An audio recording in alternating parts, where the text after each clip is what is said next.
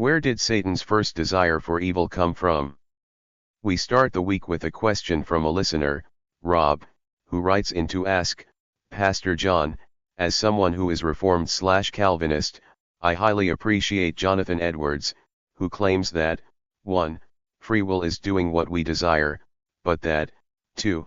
God gives us the desire to do good. With that being said, and keeping James 1:13 in mind, I'm having trouble understanding where Lucifer received his first desire to sin.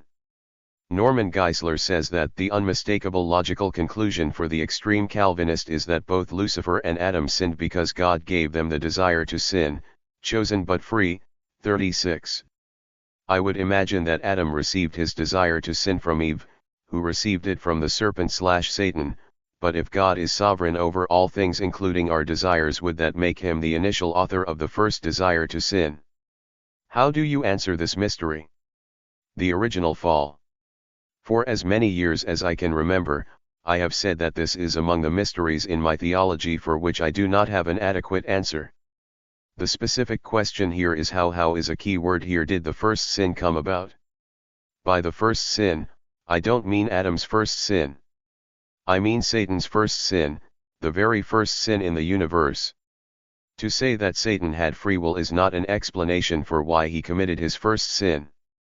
The Bible opens not with the beginning of evil, but with the presence of unexplained evil. Man is created innocent, and the serpent is already there. The serpent is deceitful and manifestly opposed to the God of creation. That is where the Bible begins. As far as I can see, no explanation is offered in the Bible for how Satan became evil. I know there are hints that he was a perfect angel created by God. Jude refers to angels who did not stay within their own position of authority but left their proper dwelling.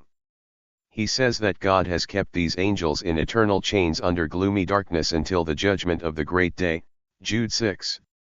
I don't doubt that Satan was created good and fell from his proper place like Jude says, because I don't think that evil and God are both eternal and ultimate realities. I am not a dualist.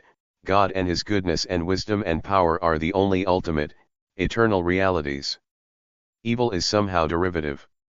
It is secondary, without God being a sinner. Concerning all of that, virtually all Christians agree on. Answers few and futile. How did Satan become evil? I do not know. It is plain to me that those who believe in ultimate self-determination of God's creatures, like angels and humans, don't know either. To say that Satan had free will, that is, ultimate self-determination, is not an explanation for why he committed his first sin. It is a label. It is not an explanation. It is a label of a mystery. How could a perfectly good being with a perfectly good will and a perfectly good heart ever experience any imperfect impulse that would cause the will to move in the direction of sin? The answer is that nobody knows, including those who say, "Oh, it is free will." That is not an explanation. It is a name for a mystery. We don't know. The Bible doesn't explain how.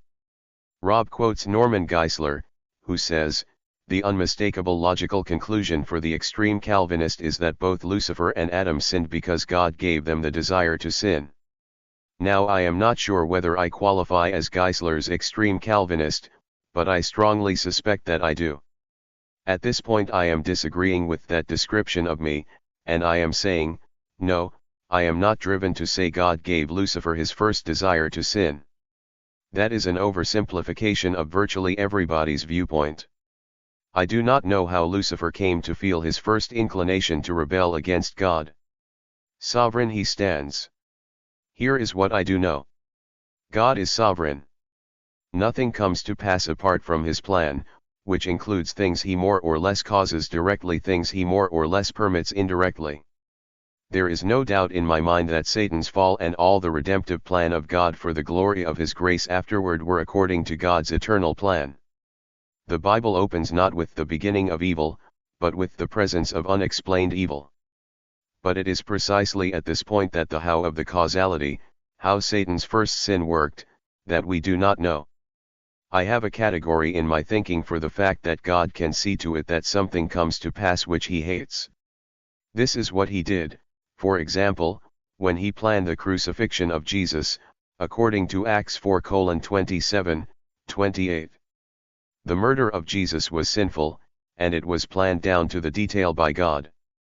You can read it in the Psalms, and you can read it in the New Testament. Precisely how God does that while maintaining his sinlessness and the sin of the things that come about and the moral accountability of those who do those sins, the how of that I do not know. But I think the Bible leads us to believe that he is sovereign over all sin and that he never sins. That is what I believe the Bible teaches. Biblical hints.